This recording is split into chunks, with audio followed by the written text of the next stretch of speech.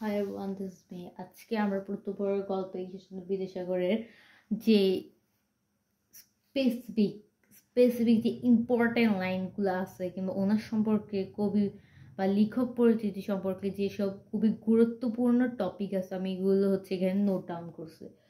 So let's start. আজকে আমরা ঈশ্বরচন্দ্র বিদ্যাসাগরের জন্ম সম্পর্কে যাব। তিনি জন্মগ্রহণ করে 26শে সেপ্টেম্বর 1820 সালে। 1820 সালে তিনি জন্মগ্রহণ করার কথা ভারতের পশ্চিমবঙ্গের বীরসিংহ গ্রামে মেদিনীপুর জেলায় তিনি জন্মগ্রহণ করেন। এটা মেদিনীপুর জেলায়, এটা তেমন একটা জনপ্রিয় না হইলেও ভারতের পশ্চিমবঙ্গ কিন্তু খুবই জনপ্রিয়, আমরা এটা জানি। সো এটা আমাদের মনে রাখতে তেমন একটা অসুবিধা হবে না। এরপরে তিনি বাংলা বর্ণমালাকে নতুন বিন্যাসে সাজিয়ে 1855 সালে বিদ্যাসাগর প্রকাশ করেন শিশু বই বর্ণপরিচয়। তিনি শিশু বই বর্ণপরিচয় এটা বের করেন। এই বইটা খুবই জনপ্রিয় ছিল, এখনও জনপ্রিয় আছে। এটা বিভিন্ন লাইব্রেরিতে খুঁজলে পাওয়া যায়, তো আপনারা খুঁজে দেখতে পারেন। তারপর ঈশ্বরচন্দ্র বিদ্যাসাগর সম্পর্কে খুব মজার একটা ফ্যাক্ট হচ্ছে তিনি বাংলা গদ্যের জনক ছিলেন।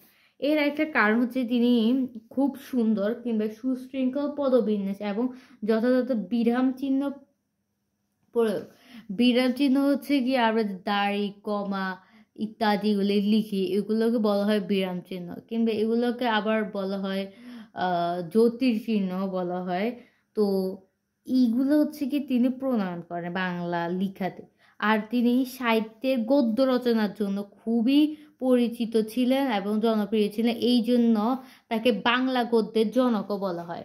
তিনি কলকাতা সংস্কৃত কলেজের ছাত্র ছিলেন। তারপরে হচ্ছে ঈশ্বরচন্দ্র বিদ্যাসাগর, যে আমরা বিদ্যাসাগরটা বলি, এই বিদ্যাসাগর ছিল তার উপাধি। তিনি পণ্ডিত্য লাভ করে প্রথমে সংস্কৃত, এরপর হচ্ছে ইংরেজিতে।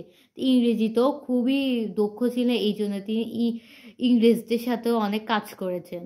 এছাড়াও তিনি একাধারে ছিলেন পণ্ডিত, শিক্ষাবিদ, সমাজ সংস্কৃতক এবং খ্যাতিনামা লেখক। তিনি অনেক ভালো লিখতেন, যা আমরা প্রত্যুপকার গল্প থেকে খুব ভালো ধারণা পেয়ে যাই।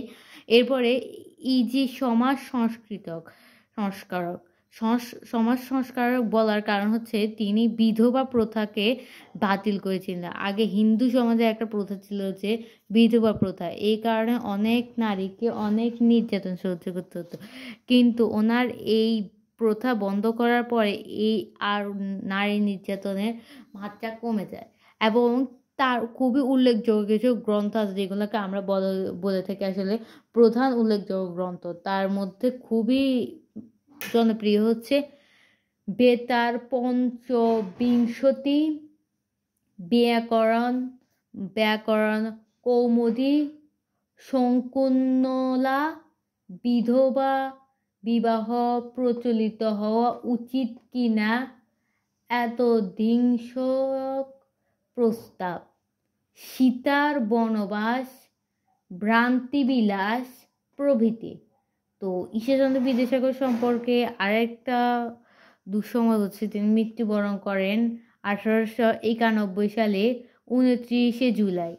তো তিনি বেশ একটা বেঁচে ছিলেন না, তবে যতদিন বেঁচে ছিলেন তিনি অনেক কাজ করেছেন, অনেক ভালো ভালো কাজ করেছে, এই জন্য তাকে এখনও বাংলা সাহিত্যে মানুষ মনে রাখে এবং আমরাও মনে রাখি। তো আমি আপনাদেরকে এখানে খুব শর্টভাবে লিখে বোঝানোর চেষ্টা করেছি, যদি বুঝে থাকেন তাহলে ধন্যবাদ।